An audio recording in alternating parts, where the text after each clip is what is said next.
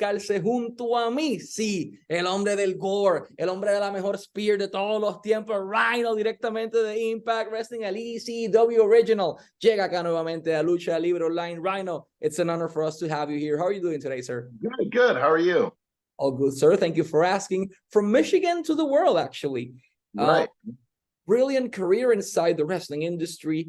We're going to be discussing a few topics. I'm going to start something in Spanish very quick. Y es que este 9 de diciembre, sí, este sábado, Final Resolution de Impact Wrestling disponible a través de Fight TV, a través de Impact Plus desde las 8 de la noche. Rhino y muchas otras superestrellas en acción. Y de igual manera, el 13 de enero ya no es Impact, ahí va a ser TNA, Final Resolution. Cerramos el capítulo de Impact Wrestling.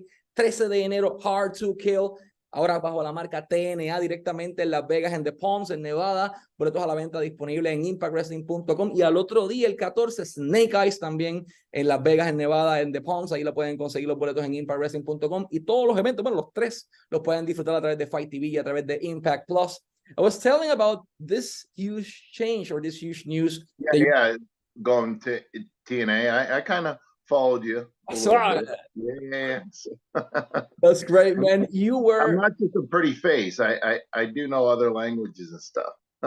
Perfect. So you understand Spanish? Well, I understand some things. That's incredible, man. Because I don't want to let the cat out of the bag, so I don't want to, tell too much. So, but you're anyway. Italian descendant as well, right? Yes. So. And Italian, you understand? You speak a little? I know the bad words. Those you learn first and you never forget. So of course, just like in Spanish, I learned all the bad words from my grandmother, and here I am. Right. These were the first ones. The switch from Impact Wrestling to TNA, it's historical. Again, everyone was demanding it. Everyone was ready for it. You were part of TNA way back in 2005. First of all, how's that change? How you took it? Who gave you the news? It was a huge deal. Impact Wrestling was a great branding, but TNA was where everyone was really rooting for. How do you feel with that change? As far as the change of the name or the branding, the branding, I think it got such a great reaction, from the fans, and it just made sense. So I think they didn't do it for shock value or anything. They did it because a lot of people still refer to it as TNA. Because I'm very blessed my whole career, and everywhere I go, I get recognized a lot. So because I've been on TV since 1999, steady, from WWF to WWE, it turned, then Impact, then ROH, and then Impact a little bit, then NXT, then WWE, now back to Impact. So a lot of people would ask, oh, where you at now? And it's like Impact Wrestling. They go, oh, I haven't heard of that. I go, TNA. They go, oh, yeah, I know that. Then I go, well, yeah. So I'd have to explain to them. So it just made sense. And plus, it's easier to chant TNA opposed to Impact. And, so, and I like Impact Wrestling, and they're still going to use it as a show, which is smart, but I also, it's kind of, nostalgic, reasons too. So it just makes sense. So obviously branding wise makes sense. You mentioned something key. You have a historic career, to say the very least. If I'm not mistaken, you made your debut way back in 1995. That was 28 years ago. Yeah, March 10th, 1995, BCW. Wow. Yeah. So 28 years after you're here, the industry has changed a lot. What's been the key behind your success as an athlete, as a performer? Like, you've been relevant, you've been on topic, you've been trending, you've been on top for 28 straight years. Great shape, great movesets. Everyone claims you, everyone loves your work. What's been the key behind that success? How do you maintain a 28-year career successfully? Well, inside of the ring and outside of the ring, people like working with you if you're good to do business with, and you do good business, and people like you, and I've been very blessed to, my body to hold up, I like to say I was put together right. So, but I also, because if you live outside the ring, in the fast lane all the time, then you're not going to hold up, So, and plus, if your behavior outside of the ring isn't, very good, people aren't going to want to deal with you.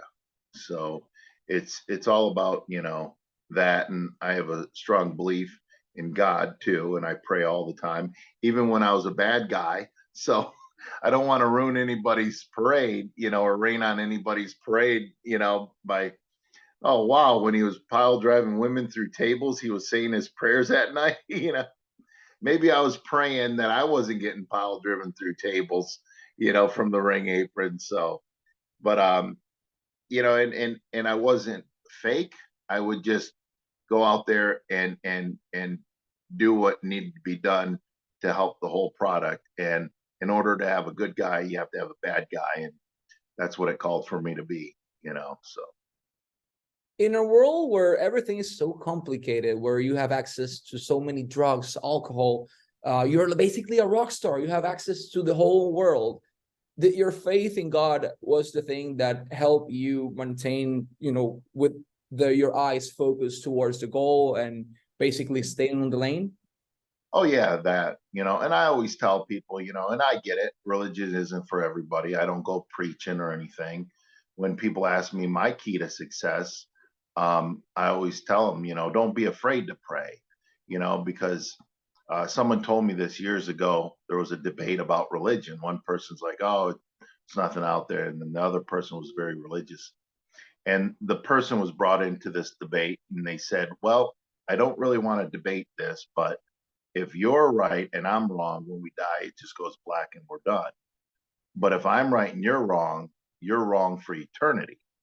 So, and with religion, it teaches you to be a better person, do good, forgive, help others, whether it's financially, do whatever you can and try to be the best person you can. Look at the tools that you're given and then try to really highlight those tools and use those tools. And that's what I try to tell, younger guys and girls, whether it's in TNA or, independent promotions. It's like, highlight your strengths and, stay away from your weaknesses in the ring. And that goes life too, so. You had the opportunity to perform in the United Kingdom recently. Impact has been all around the world: Australia, Mexico, last week, UK. You were a huge part of that tour. Every single basically date you had the opportunity to perform. How was the opportunity to be back in the UK? The audience is pure fire. The building was packed. The energy is different. How was your experience? Well, these tours just don't happen, whether it's in Mexico, whether it's in the UK. And,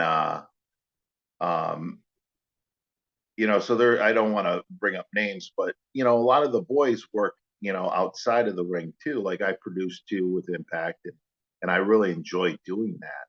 And I'm still learning at that. And then, I was able to check off one thing on my bucket list, and that was to work with Grado in the ring. And I tagged with him. So I was just, and then after that, because he does a lot of stuff, and there was a 4-hour drive after that. The travel was great, so, but I'm used to traveling. I can get in a car and drive 12 hours and it'll feel like 2 hours in the car for me.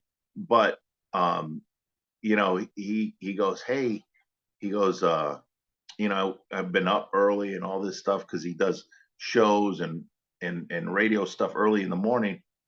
And he's like, everybody else was on the bus, and and it's very important where you get your rest and you don't drive and get tired, not only for yourself but other people on the road. I go, well, just ask Scott. I go, well, I'll ask Scott for you if and then we'll get someone to roll with you. And then Scott goes, well, why don't you go with him? I'll have someone else produce the match that's after. I go, great. So not only was I able to tag with Grado, but I was able to travel with him for 4 hours. And you know, and we were just, and he loved it too because he had a lot of questions, you know, about ECW, how it was with Impact in '05 to 2011, you know, and you know all the other you know questions, and it was fun to talk to him, and he's just a great guy, you know, funny guy. Greatest personality, so match to say the very least, and fans love him. This is different. But you mentioned something very important. Producing is something completely different to wrestling. Wrestling, you just go inside the ring. Obviously, they give you the keys and everything, but you understand the business. You understand the time limits. You understand where to look and the camera angles and everything. So it's easier to explain to a talent inside the ring. What has been the main challenge you have faced, if any, as a producer? Getting the wrestlers to listen. There's a reason why we don't hit the guardrails. There's a reason why we don't. Well, tables are okay. But I also run a wrestling promotion here in Michigan, and you don't realize how expensive tables are until you have to buy them. So I apologize to every promoter that I've ever worked for, and I broke a table, especially Paul Heyman. I'm sorry for breaking those tables because I know they cost a lot. So, but no, it's one of those things, and I say that jokingly as far as wrestlers to get them to listen. You know, obviously the guardrails, sometimes they move, and the safety of the fans are always the number one concern. You know, and that goes for all wrestling promotions, you know, like whether it's WWE, AEW, TNA Impact, that's the first and main concern always. And a lot of independent promotions. So the last thing you want to do is fall into the guardrails, slide and hit someone in the knee.